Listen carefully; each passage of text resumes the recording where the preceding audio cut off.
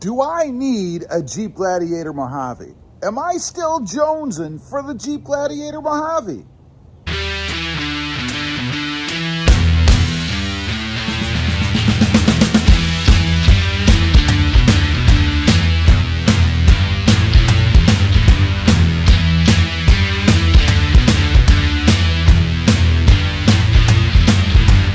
Well, good morning, everybody. How are you today? That's right, I've been thinking, a while back, I developed this need for the Jeep Gladiator Mojave, right? It didn't help that my buddy Randall has one, and he's brought it over here. We've done a couple mods on it, so I get to see it once in a while.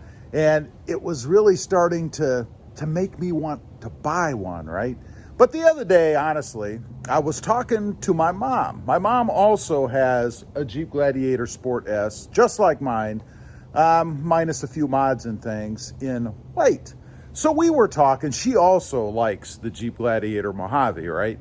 She had mentioned a few times about the potential of trading hers in for a Jeep Gladiator Mojave. And I got to tell you, that doesn't help me either. Because had she gone ahead and done that, which she didn't, by the way, but had she gone ahead and done that, it would have made it even more tempting for me to do the same thing, right? But fortunately, as I mentioned, she did not. So the question begs, do I still jones for one, right?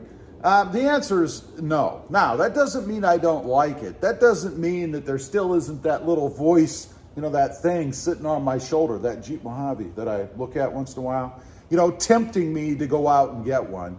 But I got to thinking, again, we were talking about it, Mom and I, and, looking at what the differences are, right, between the Mojave and the Sport S. And a lot of people ask this. I just saw a post the other day on a Facebook group, somebody that says they're going to be buying a Jeep Gladiator, but they're torn. They don't know whether they should get just the Sport S like what I have here or the Mojave. So we were talking about the differences, between the two. And obviously, the biggest thing I think is the suspension setup, right? It's designed as a desert runner, which is cool. It's supposed to be able to kind of glide across the desert terrain at higher speeds, right? But when you think about it, who does that? Well, I don't. I don't have any deserts sitting around here. Now, I will say it does make a difference in ride quality, right? I know that's one of the reasons my buddy Randall got one, is because he wanted something that was more comfortable, maybe for long distance trips on the freeway, things like that. And that's certainly a good reason to get one and a valid consideration. But for somebody like me, that really didn't matter. So what it comes down to, I guess, again, for me and for my mom, I think as well, is aesthetics, right?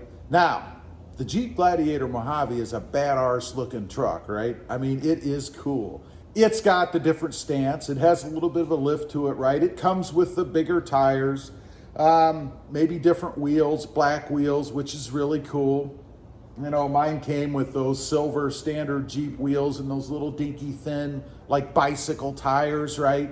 I had to change those, and I did. I've added new wheels and tires to mine because I think it just looks a heck of a lot better. And it looks awesome, I think. I'm very happy with how it came out without a lift. No lift required. When you look at the inside of the Mojave, it's pretty cool. Leather seating with that orange stitching. Says Mojave on the seats. It's embossed in there. Looks really cool. Has that dash trim that's a different color. I believe it's orange. Randall's again in particular, came with the bigger screen radio, which, by the way, I did have to have. I switched mine out to the 8 or 8.4, I forget, but the bigger radio screen, and it's made a heck of a difference. It's not hugely larger, but it does make a heck of a difference, and it looks really good in the truck. Easy to see things, just a bigger platform, a bigger screen to look at. I'm very happy with it. But am I unhappy with mine? Looking at mine, the styling and stuff, the truck in general is the same, right? The body style's the same. The Mojave has a different hood, which is pretty cool. It has the different hood, and as I mentioned, it has the Mojave lettering on the hood itself. Not that that's a big deal for me. If you watch this channel or my other channel, Rob Motive, then you know I'm not really a big decal fan. So to be honest, I probably would have taken that Mojave lettering off the side of the hood. Just not my thing. If you like it, that's cool. Also, it has the double tow hooks in the back. They're orange. And then the double orange tow hooks in the front, which again is a pretty cool look. That nice textured, finished, kind of sandy-like paint they've put on there. It's a pretty nice touch. I really dig that. But not enough to change mine. Now, I have modded mine, of course. There are things that have been done. I've mentioned the wheels and the tires. I did put the stubby bumper on the front that you guys can see there, which I think is a better look for the truck. You know, the Mojave has the standard long one-piece bumper on it, right?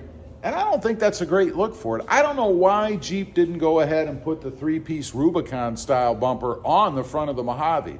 Maybe they're looking for people to mod it. I don't know. Probably not.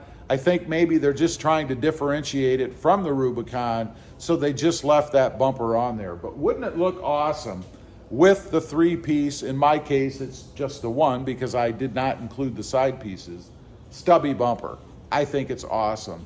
As far as the hooks go in the back, you may notice on mine, I did paint the tow hooks. Mine, of course, are green because it's kind of a theme I wanted to go with, and I think it's pretty darn cool. Again, something I like.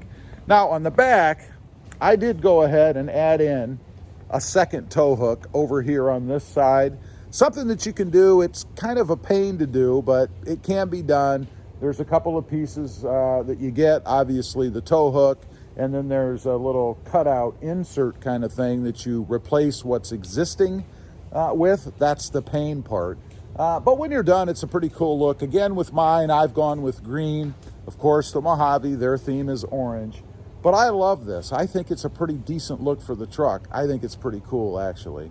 Now, when you go to look at the interior, of course, I don't have that awesome black leather with the embossing and all that. Mine, of course, is cloth, and it is the tan color. You guys can see right there.